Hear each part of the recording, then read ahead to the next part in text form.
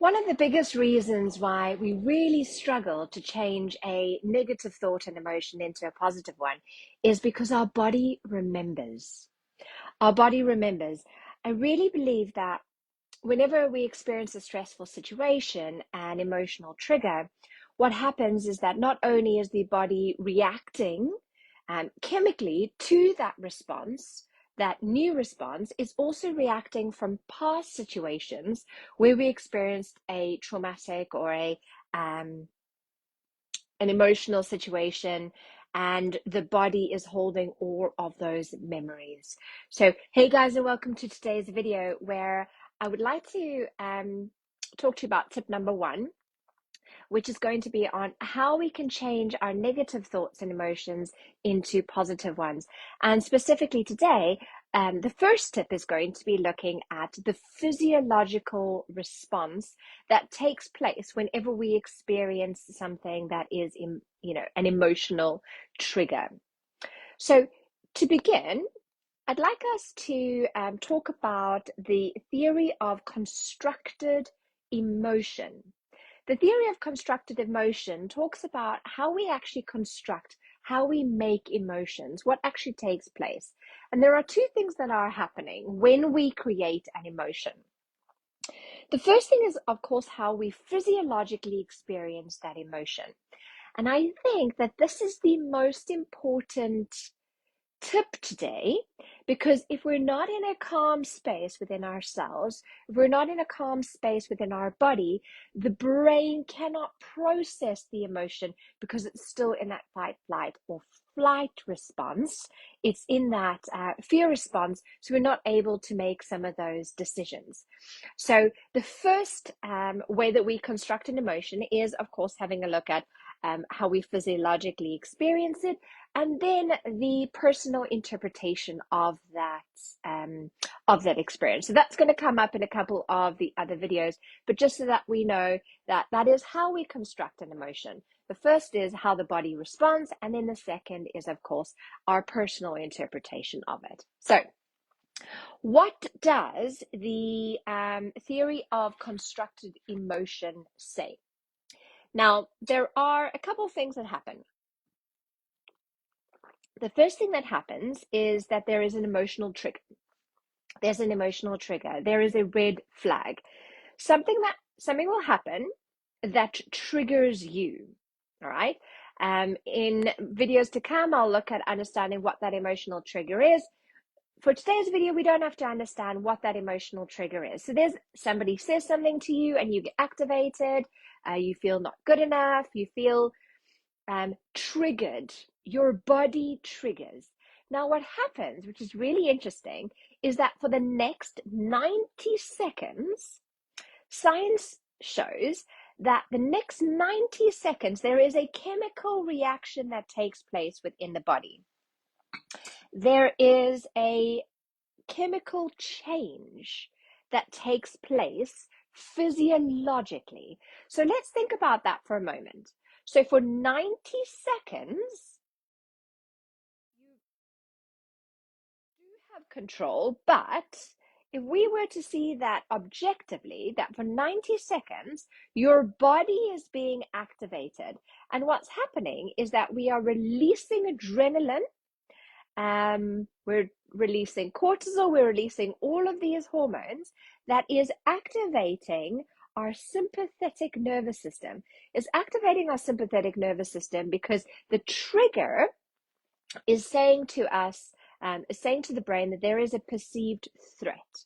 So this is all unconscious, okay? There is a potential fight, flight, fight situation. So those 90 seconds is all chemical. There's all this chemical response that's taking place within your body. Now, after that chemical response is where the power lies, where we get to choose the emotional attachment to what has taken place. Now, that's where the thought comes in. Now, that thought is either going to be a conscious thought where we remove ourselves from maybe an old pattern, or we then bring in an an old pattern that reinforces the feedback loop. So that's how it takes place. That's the loop of the construction of emotion. I want us to talk today about that 90 seconds. Now, if you think about it, the tip that I want us to talk about today is breathing. I really believe in the power of the pause. Breathing techniques have been shown to decrease stress and increase relaxation. Because what's happening is we are influencing the emotional state of the body. By taking a deep, slow breath, what we're doing is we're sending a message to the brain that it is safe. You don't have to send a fight, flight, fight response. So we're saying to the body that it is safe. We're saying to the brain that it is safe. And what happens is then the brain then activates the parasympathetic nervous system, which then relaxes the body. So my tip for you today is, imagine if when you have that emotional trigger, when you have that emotional response, you take some time to do some breathing techniques. And this is the breathing tip that I'd like to share with you today. This is the physiological sigh. Now, the physiological sigh you will recognize because you do it automatically. When people cry, they do the physiological sigh. When people are sleeping, they do the physiological sigh. You'll see animals like dogs, for example, doing the physiological sigh. It is an innate response. It is 2 breaths in and 1 long breath out. So this is how it works. Physiological sigh is usually a deep breath in, and then another breath, and then a big out breath, and exhale. So if you were to do that, a minimum of once, as little as 3 times, so 1, 2, 3 times, the great thing about that is that what's actually happening is that you are bringing more oxygen into the brain. And if there is more oxygen in the brain, it allows for the brain to activate the thinking part of the brain, which is, of course, going to be your prefrontal cortex. So the more oxygen you have in your brain, the more you are able to think about things in a more logical way. And that's what we want to do before we get into how we respond or the thoughts that we choose.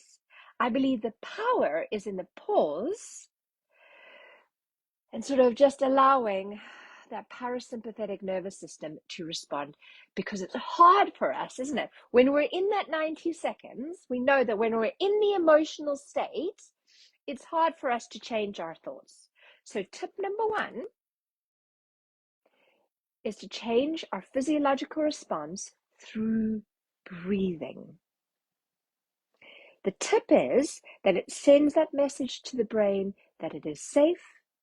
It sends more oxygen to the brain so it can start thinking. And then we can start looking at stepping into the observer consciousness.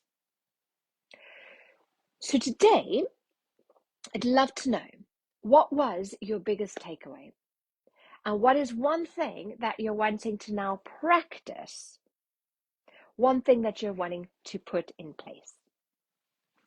As always, guys, thank you for joining me on your journey to unleashing your inner charisma, one insight at a time.